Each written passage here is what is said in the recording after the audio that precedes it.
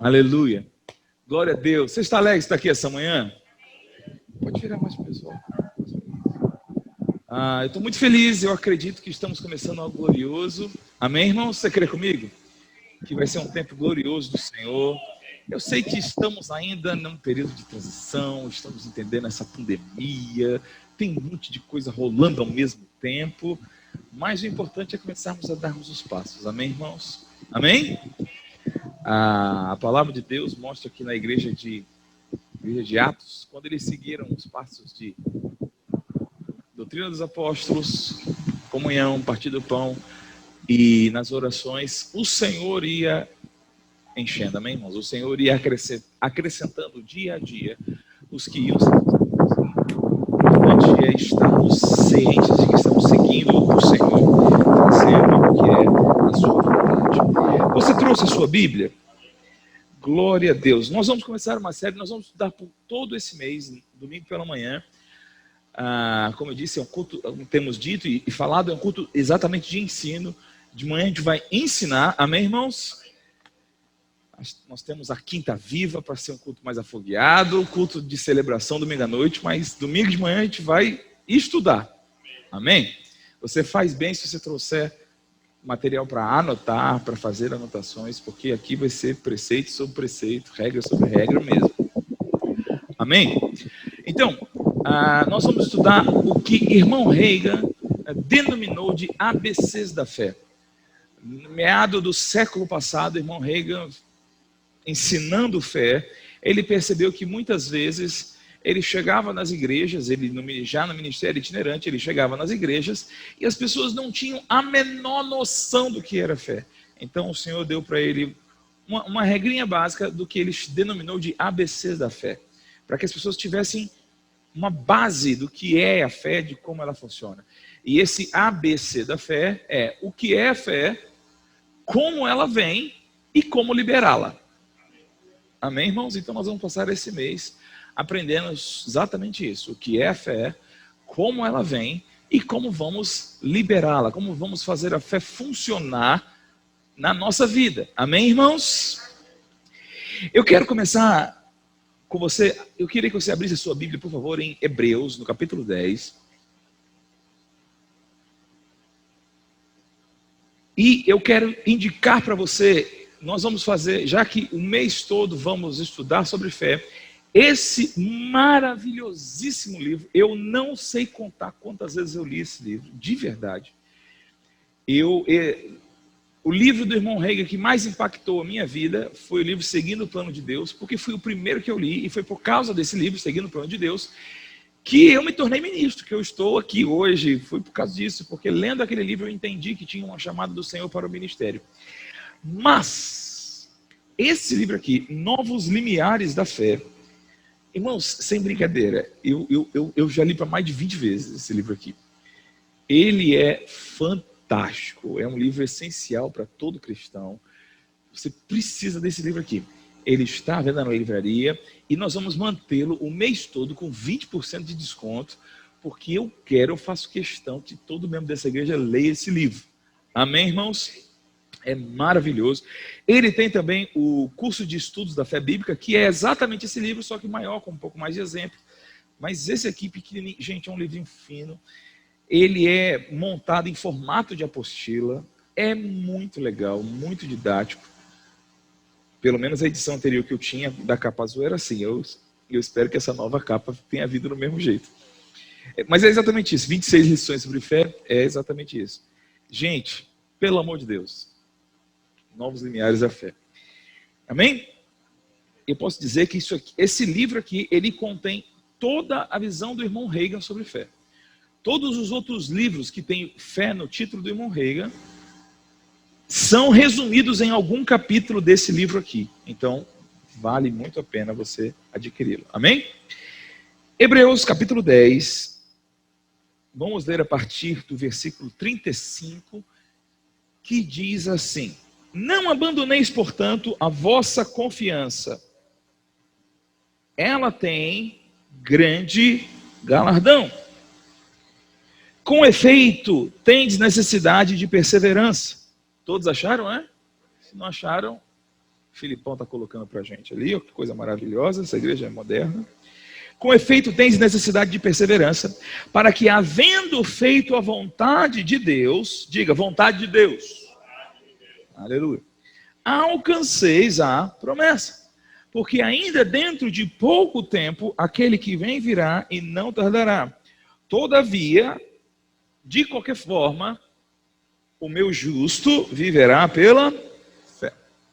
E, se retroceder, nele não se comprais a minha alma. Nós, porém, não somos dos que retrocedem para a perdição, somos, entretanto, da fé. Diga, eu sou da fé. Para a conservação da alma. Versículo 40. Ora, a fé. Amém? Continuamos aí. Desculpa, Filipão, é 11, versículo 1. Foi só uma piadinha infame que ninguém percebeu. Ora, a fé é a certeza de coisas que se esperam, a convicção de fatos que se não veem. Pois pela fé os antigos obtiveram um bom testemunho. Pela fé entendemos que foi o universo formado pela palavra de Deus, de maneira que o visível veio a existir das coisas que não aparecem. Amém? Glória a Deus. Então aqui nós temos o que é chamado de a definição da fé, apesar de que não é exatamente uma definição, tem mais um como a fé funciona aqui do que uma definição, mas via de regra as pessoas entendem Hebreus capítulo 11, versículo 1 como a definição da fé. Mas não foi à toa que eu comecei no capítulo 10, versículo 35, para que você visse que existe uma continuidade evidente de pensamento aqui. Amém, irmãos? E nós só podemos entender esse texto se entendermos o contexto da carta aos Hebreus. Amém? E isso vai... Eu acredito que entender o contexto da carta aos Hebreus vai mudar toda a sua percepção desse texto aqui. O que está acontecendo? Eu vou fazer uma pergunta que ela parece idiota, mas não é, você vai entender. A carta aos Hebreus foi escrita para quem? Hein? Vamos lá, gente. A carta aos Hebreus, ela foi escrita para quem? Para os Hebreus. Que coisa brilhante, não é mesmo? Isso é um raciocínio muito profundo. Mas vamos tentar transportar a nossa mente para a Judéia, debaixo do Império Romano, no primeiro século. Ok, irmãos? Você já leu os evangelhos, já viu filmes de Jesus, você tem mais ou menos uma ideia das coisas. Ok?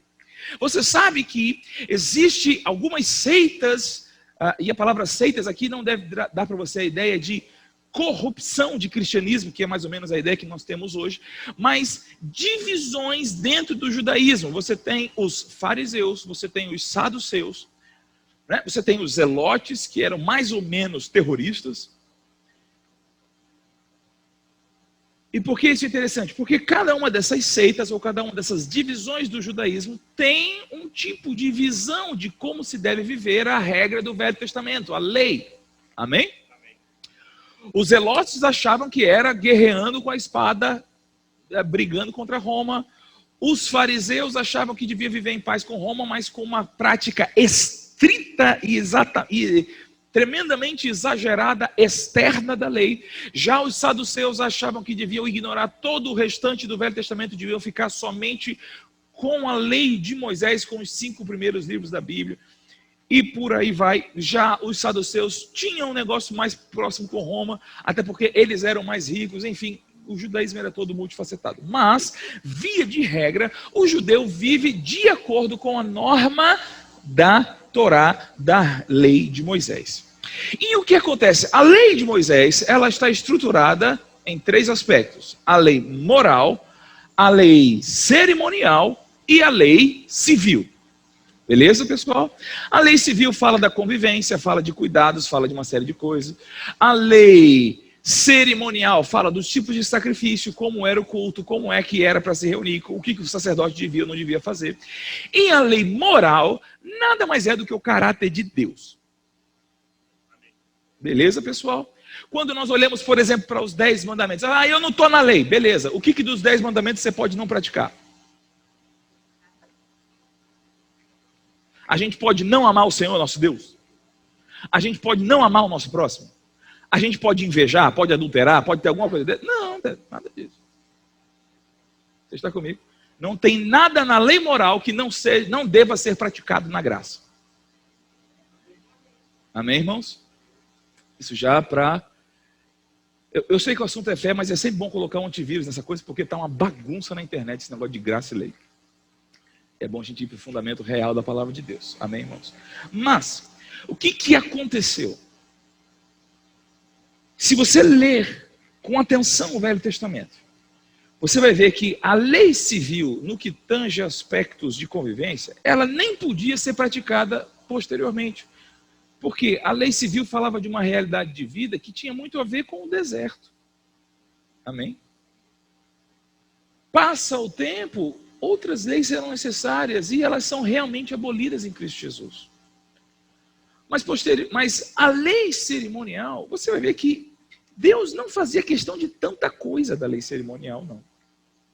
Pelo contrário, quando lemos o livro de Isaías, você vai ver Deus dizendo que ele não suporta os sacrifícios dos israelitas, mesmo eles sendo alinhados com a norma da lei cerimonial. Por que Deus não suportava isso? Porque os israelitas violavam gravemente a lei moral. Mas qual é o problema da lei moral? Como é que eu sei aqui se tem alguém aqui sendo invejoso? Não tem como saber. O problema da lei moral é que só Deus vê onde é que a gente peca na lei moral. Na maioria das coisas. Amém? Mas a lei cerimonial dá para ver. Então veja, os fariseus, a Bíblia diz que eles eram avarentos, eram invejosos, uma série de coisas. Mas eles cumpriam de forma estrita a lei cerimonial. A roupa deles era perfeita. Eles andavam de acordo com a lei, perfeitamente no que tange às cerimônias. Amém, irmãos? Beleza. Então, digamos que você é um judeu do primeiro século. Quem é o perfeito obediente ao Senhor na sua cultura? É o fariseu. E o que o fariseu faz? Lei cerimonial. Ele faz cerimônia. Amém, irmãos? Está comigo? Aí você é judeu e de repente você ouve a palavra do cristianismo e o evangelho chega para você e você decide, eu vou aceitar esse Cristo, eu vou reconhecer que esse Jesus que eles anunciam é o Cristo anunciado na minha Bíblia. Amém, irmãos? Veja que não se trata de uma novidade para o judeu, mas de uma expectativa suprida. Beleza, o judaísmo me levou até o Messias e eu reconheci que o Messias é Jesus. Beleza, então o judaísmo me conduziu até aqui. Tá, mas em Jesus, qual é a cerimônia agora? É nenhuma. Porque no judaísmo, se eu lesei o meu vizinho alguma coisa, eu vou no sacerdote, apresento uma rola e 2 pombinhos e está tudo certo. Se o meu gado mata outra pessoa, eu vou, mato o gado, pago um valor e está tudo certo. Mas aí quando chega o evangelho fala assim, ó, em Cristo está tudo resolvido.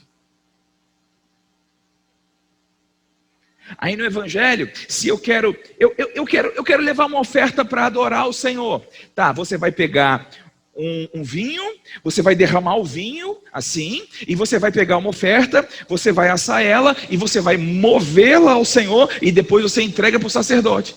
Um monte de cerimônia. Você tem que andar assim, andar assado. Aí vem o cristianismo e fala o que para você? Não, tudo é em Cristo. Para a gente que é cristão, é massa.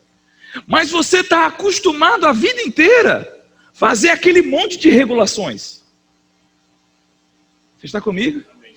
E aí agora vem um cara e fala assim, não, quando o Messias chegou, tudo isso acabou.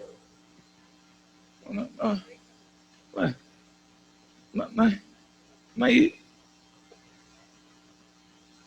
para não dizer que acabou tudo, quando tinha a oferta movida, agora a gente levanta as mãos sem oferta nenhuma. Amém?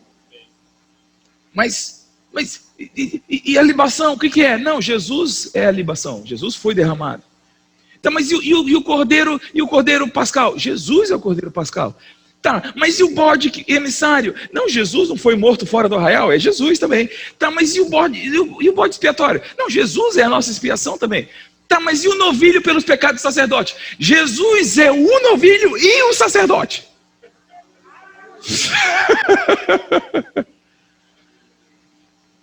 E o judeu ficou com o quê, pelo amor de Deus? Nada. E aí o que acontece? O judeu não sabe como se comporta. E tem um outro detalhe interessante. Qual é o detalhe? É que essa fé que eu estou acostumado e familiarizado e totalmente cerimonial, e vamos combinar, ser humano gosta de cerimônia? Amém? Ela faz com que a minha família me aceite. Essa outra fé doida que não tem nada, só tem o próprio Messias. Eu sou perseguido. O que começou a acontecer? Os judeus começaram a ou voltar para a fé judaica ou tentar misturar judaísmo com cristianismo. O cristianismo não é uma evolução do judaísmo. Amém? O cristianismo é único em si mesmo. Beleza? Tente hoje, quando chegar em casa, ler o livro de Hebreus com essa mentalidade. Você vai ver como ele faz muito mais sentido. Mas vamos ler só esse texto de novo, pensando nisso. Não abandoneis, portanto, a vossa confiança. Era exatamente o que estava acontecendo. Amém, irmãos? Eles estavam abandonando a confiança. Ela tem um grande galardão. Com efeito, você tem necessidade de quê? Perseverar. Porque vai ser difícil. Haverão obstáculos. Existe perseguição. Existe rejeição. O reino das trevas não quer você vivendo pela fé. Não quer você confiando plenamente no Messias. Não quer você descansando à sombra do Onipotente. Existem oposições à crença em Cristo Jesus. Com efeito, tem necessidade de perseverança, para que, havendo cumprido a vontade de Deus, e sobre esse aspecto da vontade de Deus nós vamos conversar mais detalhadamente na semana que vem. Havendo feito a vontade de Deus, vocês alcancem a promessa. Agora calma, essa expressão aqui, alcanceis a promessa. O capítulo 11 vai nos mostrar que não fala de promessas particulares de Deus na sua vida. Ele está falando da promessa da salvação cumprida em Cristo Jesus. Hoje nós estamos pela fé salvos, mas no retorno glorioso de Jesus, nós seremos de fato salvos, no sentido de que é um processo irreversível. Hoje nós estamos salvos pela fé, mas nós podemos decair da fé. Mas quando ele voltar, e se até o dia que ele voltar a gente não decair da fé, a nossa salvação é irreversível. Você entendeu isso? Então, é perseverando na fé nele que nós alcançamos a promessa da salvação definitiva, da glorificação. Porque, e aqui ele vai citar o livro de Abacuque.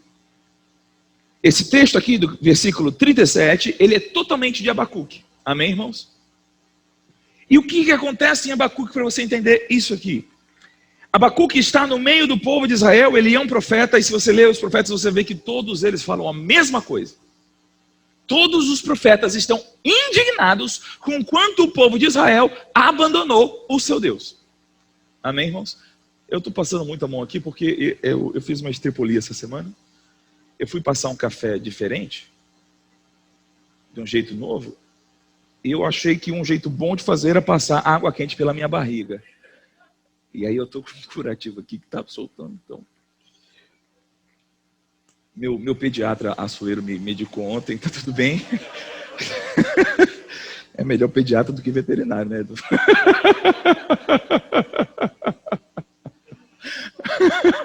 Se bem que, né? Ele passando café desse jeito, talvez o veterinário fosse mais útil. Palhaçada.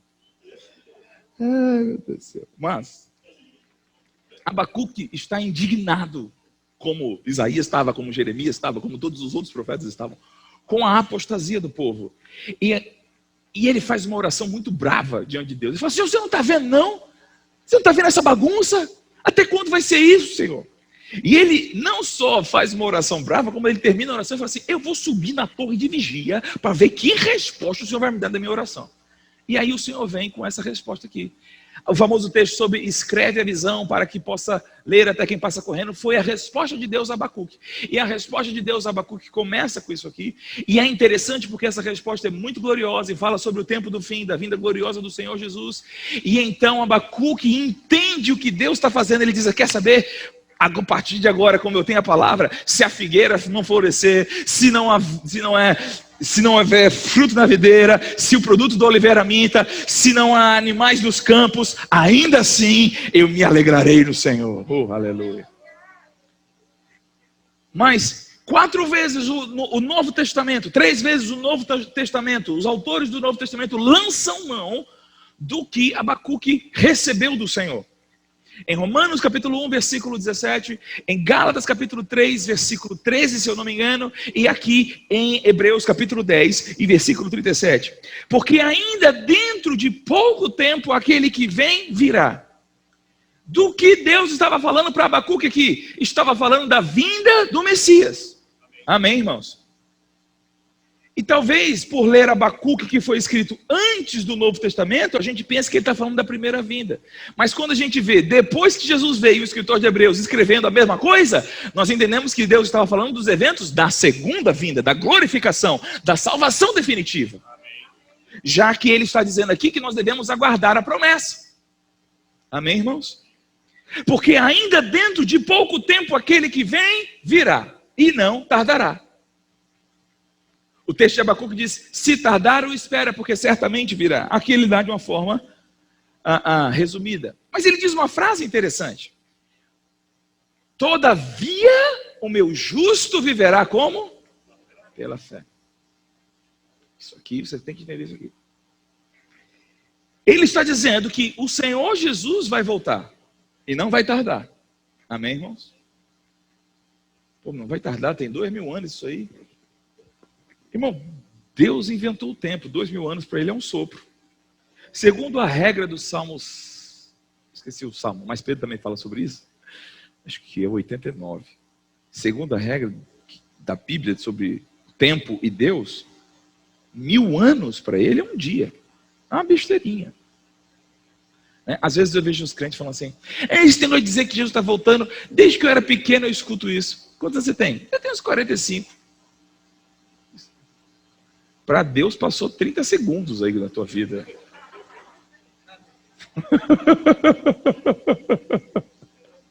Amém, irmãos?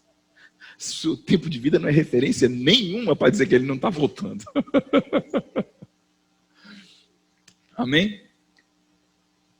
Ainda dentro de pouco tempo aquele que vem virá e não tardará. Todavia o meu justo viverá pela fé. Presta atenção. Abacuque ora e pede para que o Senhor entre com uma providência. E o Senhor dá a resposta dizendo: ele vai vir e vai restaurar todas as coisas. E não vai tardar. Mas se tardar, espera, porque certamente virá. Aí ele diz: mas o justo viverá pela...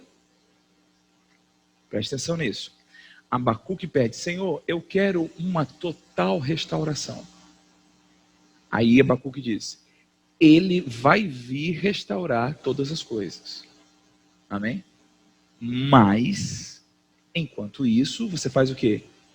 Vive pela fé. Qual é o entendimento aqui? O entendimento aqui é que, enquanto ele não chega, literalmente, para restaurar todas as coisas, literalmente, a fé nos foi dada para viver como se ele já estivesse.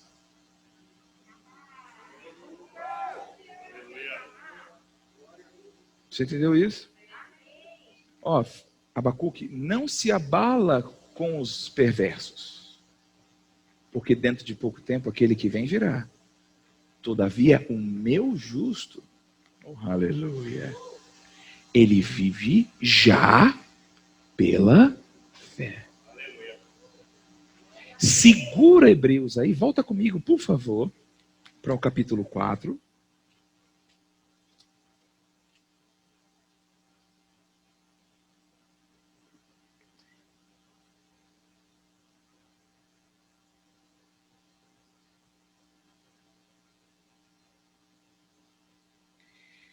Aqui ele está mais uma vez, ele vai fazer isso o tempo todo em Hebreus, comparar o que nós temos na nova aliança com o que era a vida na velha aliança e mostrar como é superior o que temos na nova aliança, para que eles não apostatem da fé, amém, irmãos? Para que eles não voltem para a antiga fé. E aqui no capítulo 4, 2, 3 e 4, ele está comparando o que nós temos recebido da palavra de Deus, o que a nova aliança trouxe da palavra de Deus, com a palavra pregada por Moisés no deserto. Amém, irmãos? Então no versículo 1 ele diz assim, ó: temamos, portanto, que, sendo nos deixada a promessa de entrar aonde?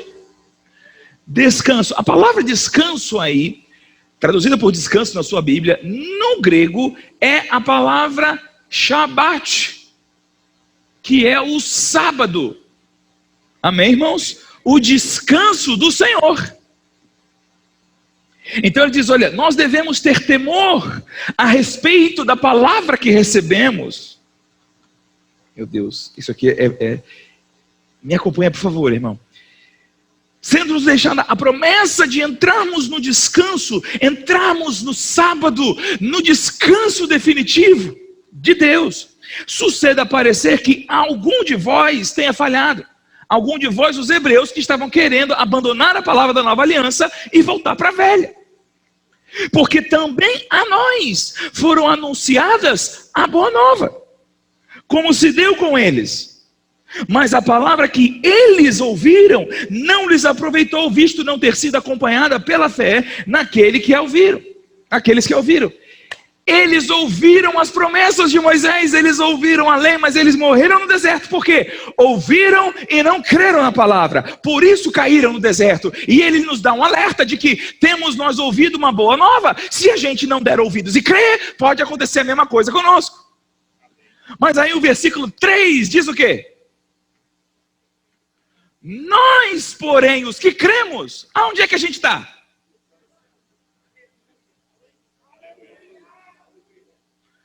Nós estamos garantidos de ir para o descanso? Alô? Quem crê vai com certeza chegar no céu e descansar, aleluia, é isso? Vai com certeza entrar no milênio, aleluia, não. Quem crê faz o quê?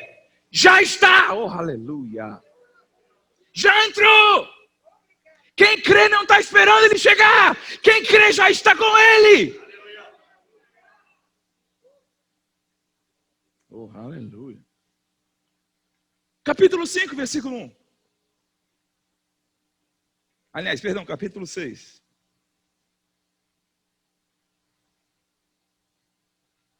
Ele está falando de perseverar na palavra, de avançar na palavra. E olha o que ele diz aqui, 6:1. Por isso, pondo de parte os princípios elementares da doutrina de Cristo, deixemos-nos levar para o que é perfeito, não lançando de novo a base do arrependimento das obras mortas e da fé em Deus. Os assuntos básicos do Evangelho. O ensino de batismos e da imposição de mãos, da ressurreição dos mortos e do juízo eterno. Eu gosto dessa lista aqui, porque isso aqui é os 6 pontos elementares do Evangelho. Amém? Os 6 pontos elementares do Evangelho tem a ressurreição dos mortos e o juízo eterno. E o povo querendo descobrir com quem Adão casou, com quem Caim casou. Quando nem entendeu ainda a ressurreição dos mortos e o juízo eterno. Irmão, até entender esses 6 pontos aqui, você não tem autorização para tentar entender mais nada. Está me amando ainda? Não? Isso faremos se Deus permitir. E deixa eu dizer uma coisa, a partir de aqui, ele vai alertar sobre o perigo da apostasia, o que ele faz somente 4 vezes nesse texto, nessa carta. Existem 4 alertas contra a apostasia em Hebreus. Esse aqui já é o segundo deles. É impossível, pois, que aqueles que uma vez foram iluminados, provaram o dom celestial, se tornaram participantes do Espírito Santo, provaram a boa palavra de Deus, e o que?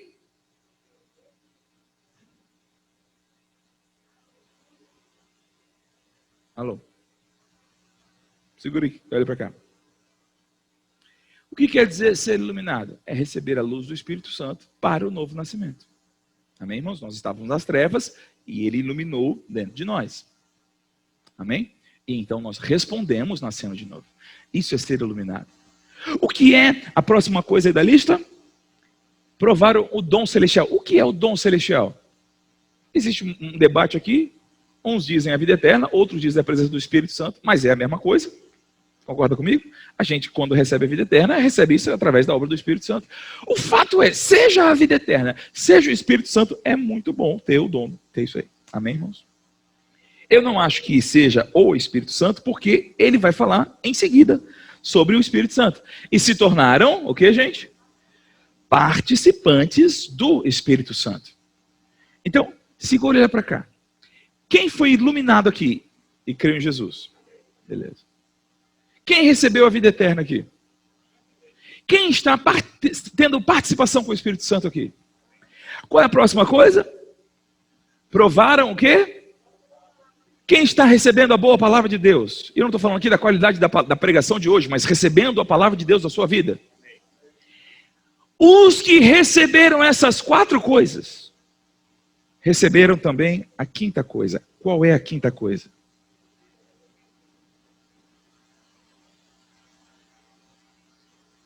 Receberam hoje os poderes do mundo que há de vir. Que mundo que há de vir? Um mundo que Jesus vai trazer na sua vinda. Todavia, aquele que vem virá e não tardará. Então, hoje o meu justo vive pela fé. Porque pela fé hoje, ele prova dos poderes do mundo vindouro. Você está comigo? Volta comigo lá para Hebreus.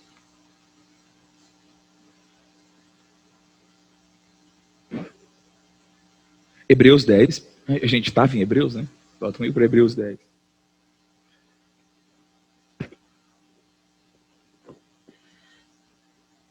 Gente, me prometeram que até o final do mês já começa a chover e esfriar. É verdade, né? Você me prometeu, você me deu um dia que isso ia chegar. Eu quero saber desse negócio. Pela fé. Eu só estou vendo Goiânia bater recorde de calor. Até agora eu não vi. Outro dia deu uma chuva, eu me iludi e quando eu pisquei ela acabou.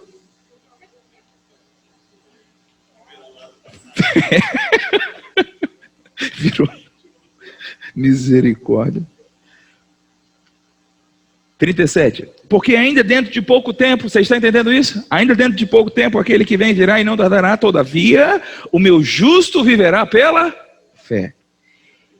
E se ele retroceder, nele não se compraz a minha alma. Por quê?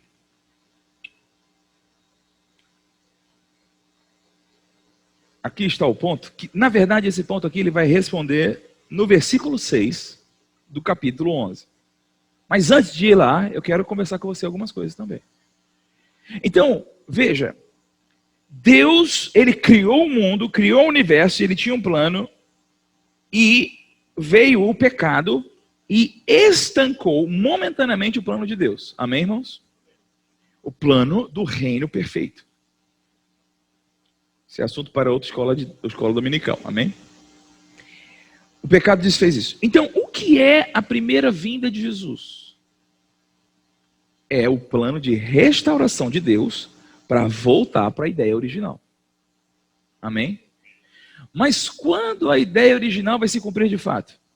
Na sua segunda vinda. Amém? Então, entre primeira vinda e segunda vinda, aqueles que querem agradar a Deus, eles são convocados a viver pela fé. Amém? Você está comigo? Se eu retrocedo desta fé, e preste atenção nisso, porque não está falando da fé para coisas aqui, mas a fé como norma de vida, a fé em Deus como norma de vida. Amém? Se eu retrocedo disso aqui, eu passo a voltar para o estado que eu vivia antes de Cristo. E nessa condição, Deus não tem prazer. Porque Deus morreu. Desculpa essa frase louca, mas todos sabem que Jesus era Deus, né? Deus veio para a terra para morrer, para que eu entrasse nessa condição. Amém, irmãos? Então, quando eu abraço essa condição e depois volto, eu estou rejeitando o seu sacrifício. Sacrifício que foi gratuito só por amor a mim. Amém. Até que ele venha. Segura aí, por favor, e vá comigo para 2 Coríntios e capítulo 5.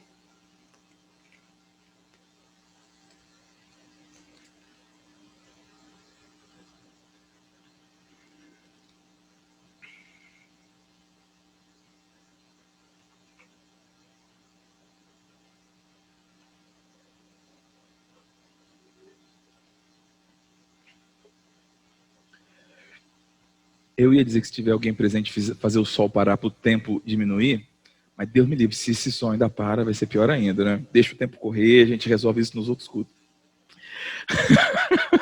É melhor pedir para o sol acelerar.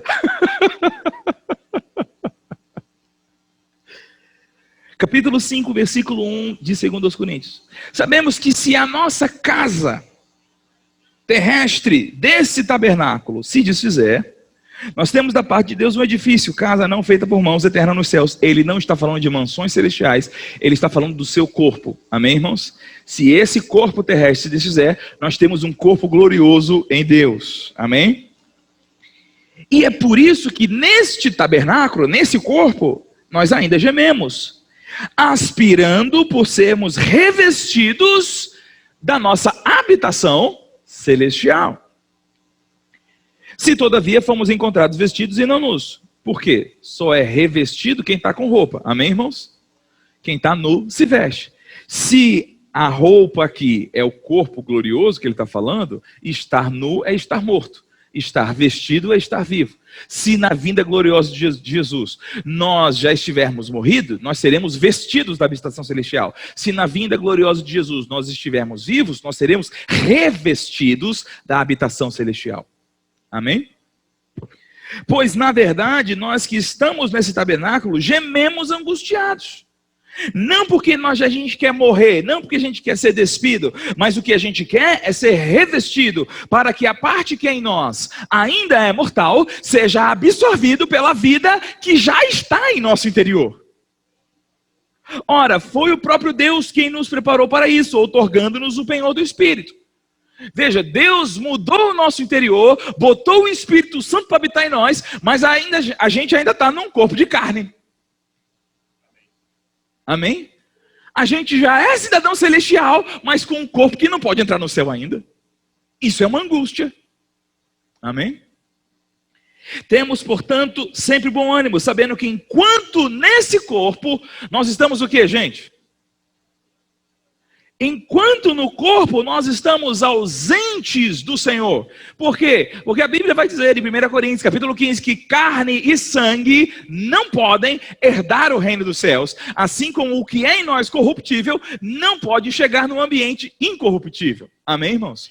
Então, esse corpo não pode estar diante de Deus, porque ele está contaminado pelo pecado. Se nós com esse corpo chegássemos diante de Deus, seríamos consumidos na hora. Nós precisamos receber um corpo digno da vida que é viver diante de Deus. Isso é o corpo glorioso, isso é quando a salvação se concretizar em nossa vida. Você está comigo? Então, enquanto nesse corpo a gente está gemendo, porque a gente já tem uma vida gloriosa por dentro, mas ela é limitada pelo o contexto corruptível que temos externamente. Enquanto estamos no corpo, nós estamos o quê? Ausentes do Senhor. É um fato. Enquanto no corpo, estamos o quê, gente? Ausentes do Senhor. Agora olha o versículo 7. Visto que andamos por fé e não por vista. Eu sei que você já ouviu e talvez já tenha feito mensagens ou ensinamentos com esse versículo falando das circunstâncias da vida. Mas você consegue reparar pelo contexto que ele não está falando de circunstâncias da vida? Ele está falando o quê? Da nossa parte visível. Alô? nós não andamos baseado no que estamos vendo de corrupção em nosso corpo. Porque baseado no corpo, nós estamos ausentes do Senhor.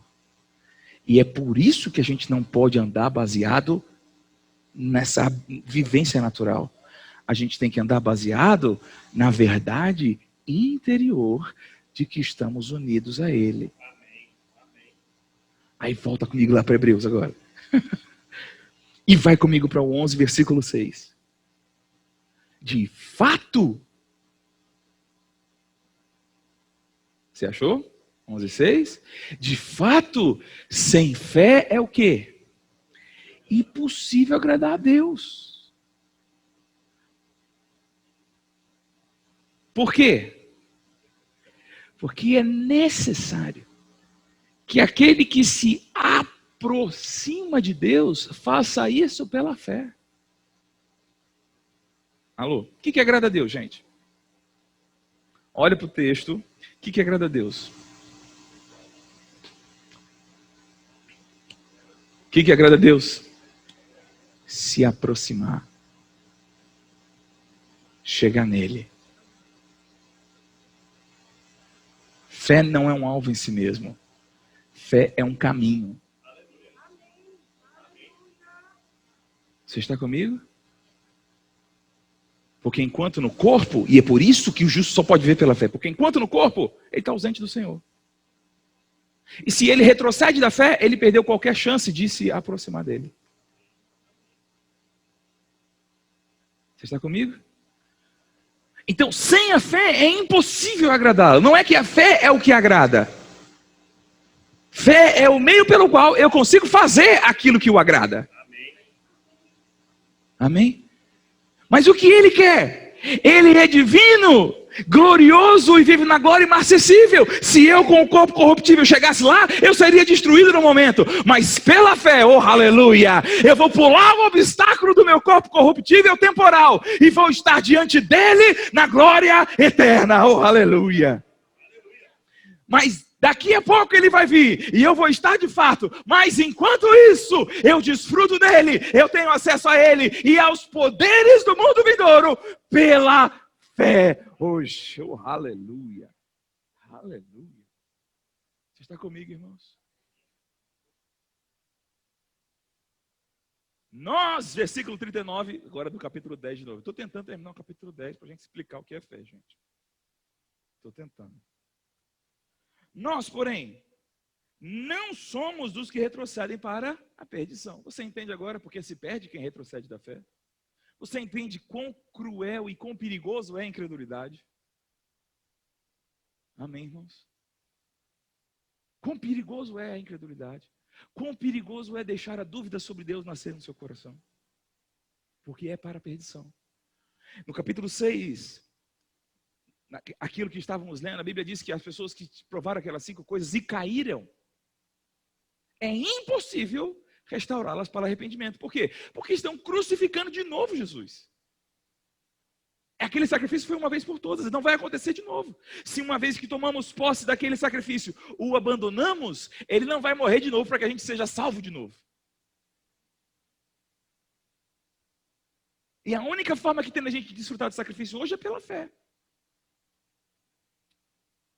Então, porém, não somos dos que retrocedem, porque quem retrocede, retrocede para perdição. Somos, entretanto, os da fé, oh aleluia, para a conservação da nossa vida, da nossa alma, da nossa existência. Amém?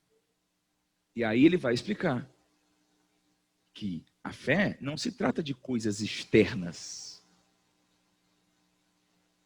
Para de querer tocar em coisas concretas. A fé não é isso. Amém? Porque era isso que os hebreus queriam. Os hebreus queriam saber, tá, quanto de vinho tem que derramar, qual é o novilho, qual é o animal, é novilho, é cordeiro ou é bode que eu tenho que matar? A roupa é como? Aí o estudioso está dizendo, não é nada disso. Ora, a fé é a certeza das coisas que se esperam e a prova dos fatos que você não vê. Você não vê o sacrifício de Cristo Jesus, você não estava lá. Amém, irmãos? E eu acho interessante, porque ele fala de certeza de coisas esperadas e prova de fatos. E eu acho que tem uma brincadeira com presente, passado e futuro interessante aqui. Porque coisas esperadas só podem ser coisas futuras. Você não espera o que já aconteceu. Sim ou não? Espera é porque não foi ainda. Amém, pessoal? Mas existe algum fato que não aconteceu? Não, fato é acontecido. Para ser fato, tem que ter acontecido. Você está comigo? Está vivo ainda ou não? Talvez o calor tenha fritado já, não sei. E é interessante porque o livro de Hebreus e também nós estamos exatamente entre a primeira vinda que restaurou e a segunda vinda que vai consumar a restauração. Amém? Nós estamos aqui. Então, nós esperamos aquele que virá. E temos como certeza aquele que já veio. Que é a mesma pessoa. Você está comigo? É um fato, Jesus morreu. Como é que você prova? Pela fé. E eu tenho uma certeza, ele virá. Como é que você sabe? Pela fé. Eu não preciso de nada externo, além da fé. Você está comigo? Então, pela fé, eu desfruto como realidade os fatos que Deus já realizou no passado. E desfruto como realidade as certezas do que Deus está preparando para o meu futuro. Em outras palavras, fé me tira da dimensão do tempo e espaço e me coloca na dimensão de Deus. Porque pela fé eu me aproximo dele. Você está comigo, irmãos? Aonde tudo é agora. Não vai ser. É. Você está comigo? Amém, irmãos? Ora, a fé é a certeza. O firme fundamento. Eu gosto de uma tradução ecumênica que diz que a fé é a posse antecipada. Meu Deus, que coisa maravilhosa. Posse antecipada daquilo que se espera. Mas eu gosto, acima de tudo, da amplificada. Sempre presta aqui, eu não trouxe, eu estou sem o meu tablet. Hebreus 11:1 na amplificada. Onde é que você estava? Escuta essa versão aqui, irmãos, desse texto. Ora, a fé é a certeza, a confirmação, a escritura de propriedade das coisas pelas quais nós esperamos, sendo a prova das coisas que nós não vemos e a convicção da sua realidade. A fé percebe como um fato real aquilo que não é revelado pelos sentidos. Meu Deus do céu.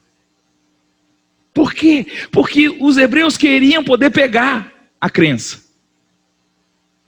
E o escritor de Hebreus está ensinando, dizendo, não. Você não vai alcançar Deus e agradar a Deus baseado no que os seus 5 sentidos podem dominar. Existe um 6º sentido aqui.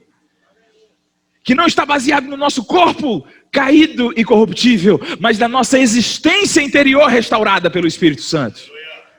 É baseado nesse sentido chamado fé, que nós tocamos as realidades que Deus conquistou para nós na cruz do Calvário, mas que também nós desfrutamos os planos que Deus tem para o nosso futuro. Aleluia. Amém, irmãos?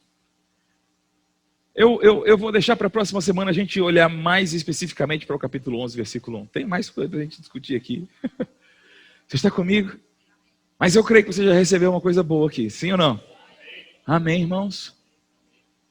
Vivemos pela fé. E se retroceder? Não tem esperança. Porque fé é o que faz a gente alcançar a esperança. Amém, irmãos? Aleluia. O justo viverá pela fé. Amém, irmãos? Fé e certeza no que veio. Fé e certeza no que virá. Amém? Você pode ficar de pé?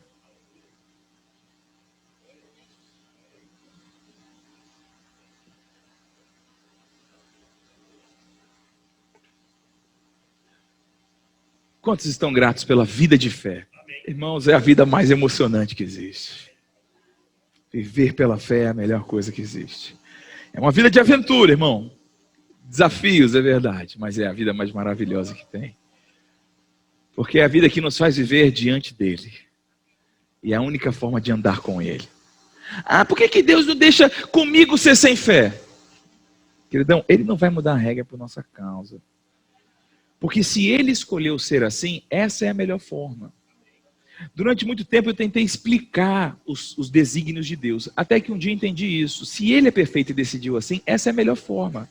Quem sou eu para achar que outra forma podia ser melhor? Hein? Eu não sei o que vai acontecer daqui a 5 minutos, ele já viu tudo. Então ele sabe. Amém? Então louve a Deus pela fé, pela vida de fé. Louve a Deus por essa esperança gloriosa. Louve a Deus por esse modo de vida que é a vida de fé. E agradeça a Deus pela palavra que você recebeu essa manhã. Aleluia, Pai, nós te louvamos, nós te bendizemos, te rendemos toda a honra, toda a glória e todo o louvor, Pai. Obrigado pela tua imensa fidelidade e graça. Mas obrigado, Pai, porque pela fé, nós temos acesso à tua presença. Pela fé, nós temos acesso aos poderes do mundo vindouro. Pela fé, nós somos curados. Pela fé, nós somos libertos. Pela fé, nós vivemos em tua presença, Pai. Pela fé, nós temos todas as coisas que conduzem à vida e à piedade. Pela fé, nada nos falta. Pela fé, nós temos uma herança gloriosa. Pela fé, nós estamos assentados à destra de Deus nas regiões celestiais. Pela fé, nós somos enriquecidos. Pela fé, nós somos mais do que vencedores. Pela fé, nós temos um propósito divino de vida. Pela fé, nós cumprimos esse propósito, Pai. Aleluia! Pela fé, naquele que veio, mas que virá. Nós temos todas as coisas, podemos todas as coisas, naquele que nos fortalece, pela fé. Oh, aleluia. Pai, nós te louvamos e te bendizemos. Amém e amém. Você pode se sentar só um instante?